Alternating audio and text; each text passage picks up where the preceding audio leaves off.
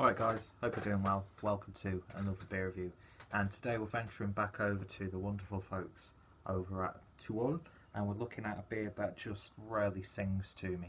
And I think this is one they've brewed a few times because they did have an older label for this. So I'm not sure how old this beer is, but I heard about this one on Instagram as I was actually travelling to Northern Beer Temple where I picked this up from. And I saw it, I read the description of it, and I was like, please be in stock. And lo and behold, it was. And yeah, so the ironic thing is, it's a style that I'm really not the biggest fan of because it really doesn't usually do much for me. And that is a brown ale. But this is, as the name would suggest, Macchiato Messiah. It's a coffee brown ale. And I absolutely love my coffee, and it's one of my favourite adjuncts when it comes to beers as well. And yeah, so I'm very, very excited to see how this might lift a style that I do deem quite dull for the most part. But that could just be down to not having the greatest examples of the style. So I'm not going to hold a grudge too much. But yeah, anyway. So, fantastic artwork as per usual from Kasper Ledet. I just love his work, and I love his ethos of doing them purposefully. Each label is purposely imperfect, I mean, as you can see there. And yeah, lovely selection of photographs, and of course it's got a kitty on there, so I'm down for that already. And a lovely sort of murky brown bottle cap, which you can't really see too much.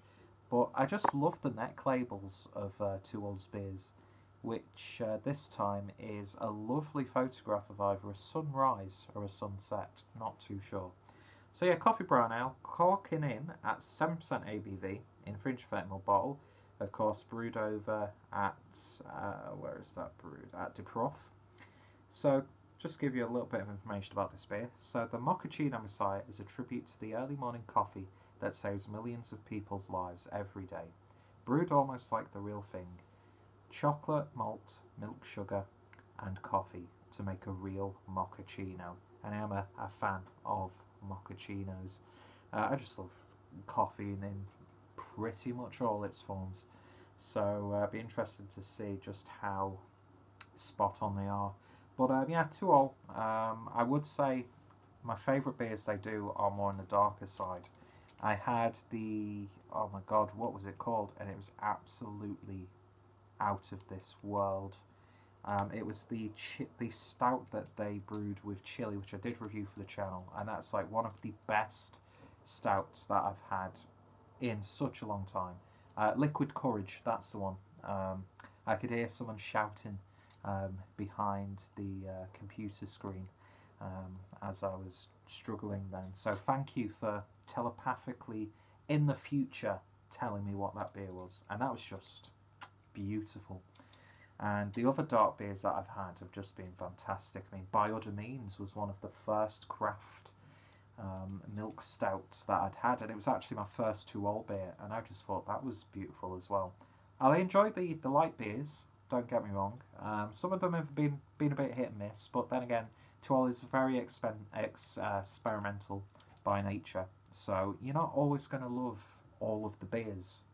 But quality is just, you know, well, they wouldn't be where they are now, would they? Let's be honest. But anyway, very, very excited to try this one. And very quickly, if I can read that, best before date is the 7th of the 3rd, 2019. But I'm going to be drinking it now because I really want to. And it's my day off, so I'm allowed to. And as I'm recording this, I'm uploading a beer review.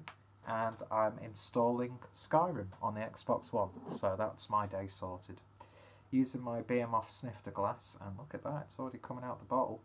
Like I said, picked this up from Northern Beer Temple, one of my favourite bottle shops, and local to me, so I can go there a lot easier, and I'm in a much better situation now, so I can spend a hell of a lot of money there. But yeah, beer in the glass then, and it's got this sort of like dark murky brown sheen around it, so it's not completely jet black. It's sort of like a cross between almost like a muddy oak almost. That's the sort of impression I'm getting. It could just be the the lighting of the environment. But yeah, it looks really nice and dark. Almost jet black, but there's just like this, like almost, what's that sort of paint that people have on cars where it's like multi-tone, but it's got like a sheen to it. I can't remember what it is. It looks completely nothing like that, of course, but that's what I'm getting in my head. And a lovely frothy sort of khaki looking head, very pale, sort of beige. But yeah, it looks really, really nice so far. So let's see what we get on the nose. Oh, that's interesting. I'm definitely getting the coffee in there, but it's not a strong, like, in-your-face coffee. It's a little bit laid back. It's mixing really well with that lactose. Big chocolate tones coming out of this one, almost like you know, when you've got the coffee and there's cocoa powder on the top.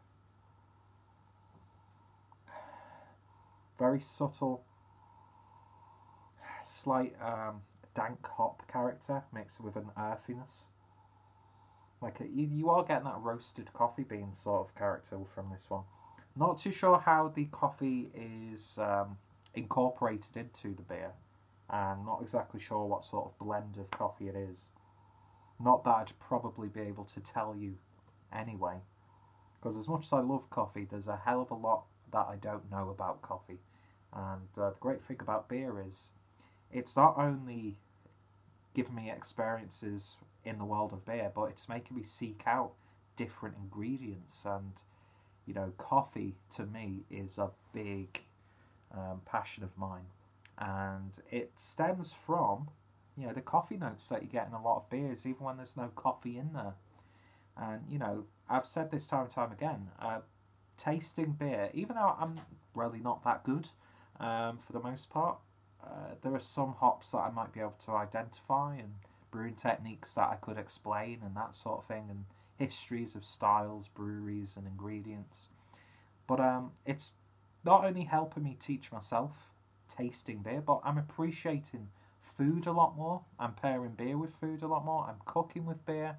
I like to try a lot more fruits and vegetables now because of, you know, training my palate with beer. You know, it's just this all-encompassing thing, and it's just changed my outlook on a hell of a lot of things, if that makes sense. And coffee is one of those ones, where I'm actually investing a little more time and money in different coffees, different styles, different ways of brewing coffee. It's just, I'm sure a lot of people can relate to that, but back to the beer. Yeah, it's got that like green earthiness that you get from like freshly ground coffee. And almost like a very slight bell pepper aroma, which again blends into that sort of greenness, which is such a generic term. But you get like a slight American hop character as well, which lends itself really nicely to the beer. And it's almost like a very subtle meat side. Anyway, I could probably just keep picking out different flavours, so I'm just going to get straight into it. It smells damn good, let's leave it at that, but it's nice and rounded and subtle. There's no harshness, and that's what I like. Anyway, before I bore you to tears, let's give it a taste. Cheers, guys.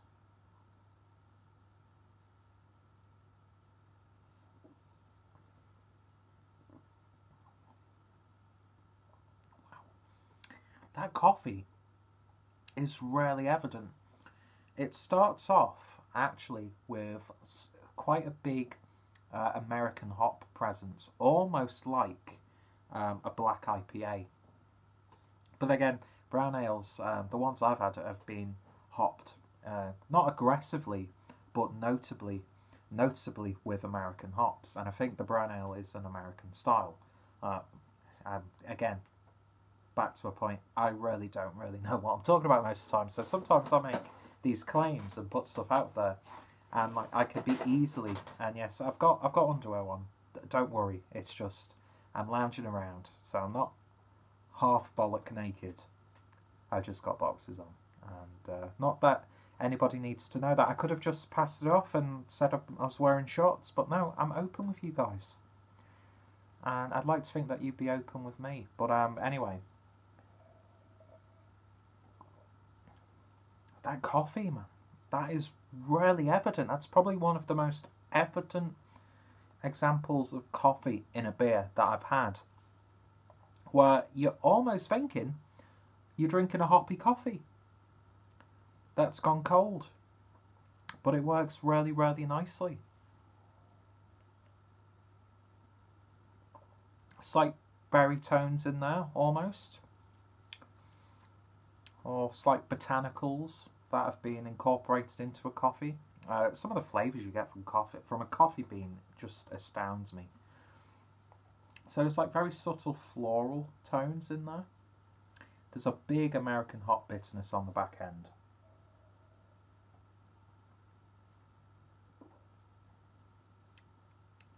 But yeah, it's mochaccino. It's coffee. That alcohol masked perfectly. They've set out what they've achieved. It's a coffee brown ale. It just tastes like coffee to me, and it's absolutely awesome. I mean, of course, you know it's beer, because you get that maltiness, you get the hoppiness in there. But I'm really quite surprised at how coffee forward this beer is. And not just like a coffee flavour, but you're getting the roast of the beans in there. You're getting that earthiness.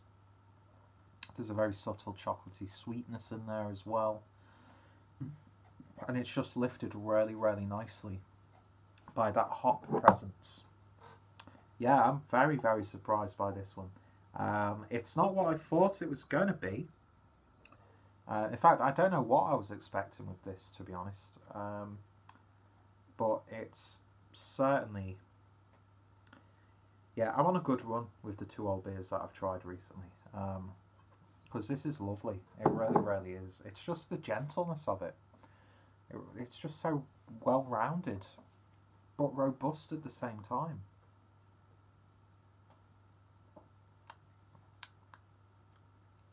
Big, even bigger coffee now that it's all in there. It's like you've got like a bag of freshly ground coffee and you're just inhaling it in. That's a really... I don't know, there's something quite surreal about this beer. I absolutely love it, but it's like, is this really beer? But in a good way. Yeah, that's just fantastic. I could have woken up and had this, and it would have satisfied me from a coffee kick. Do you know what I mean?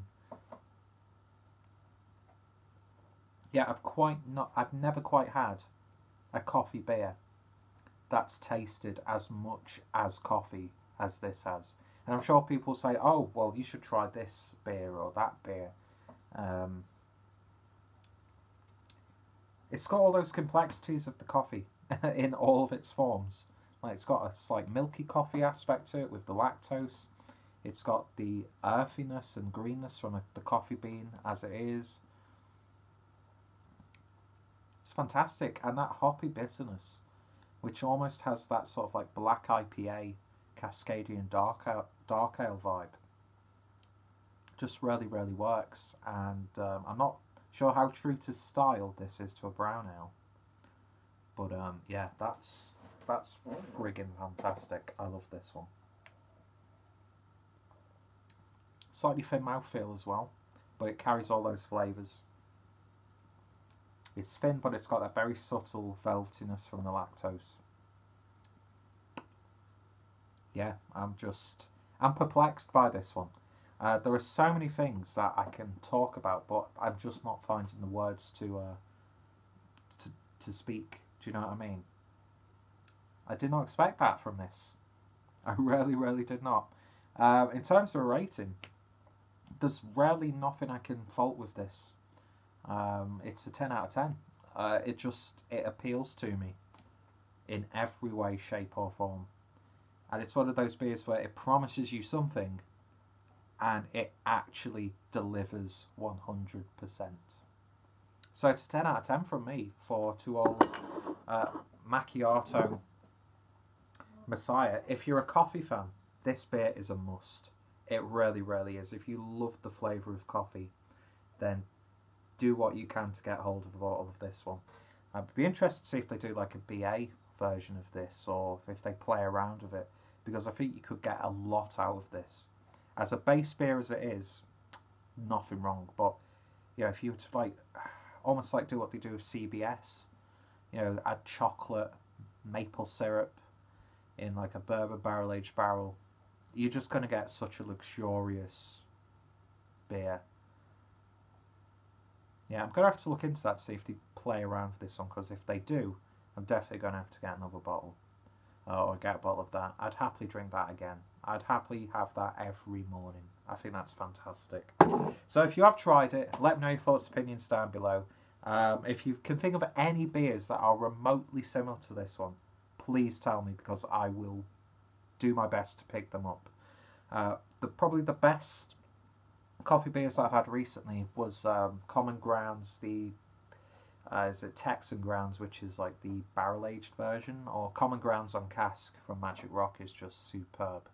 Also, Shindigger's iced coffee was a great black pilsner with coffee, and it worked really, really well. Coffee is such a beautiful ingredient for beer, and I've yet to be let down by a coffee-infused beer.